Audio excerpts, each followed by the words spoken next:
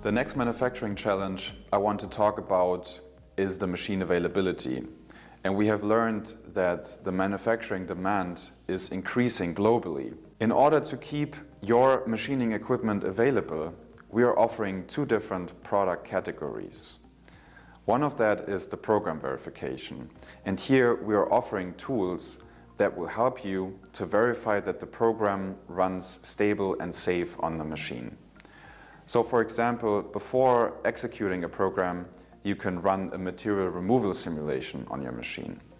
Or you can also use a tool that will help you verify the G-code and, if needed, do some edits in order to make sure what you see is what you get.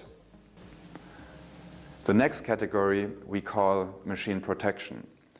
So once the machine is running, we are offering digital twin technologies that will make sure life in the process to keep your machine safe and stable and stop it in case that it approaches a collision.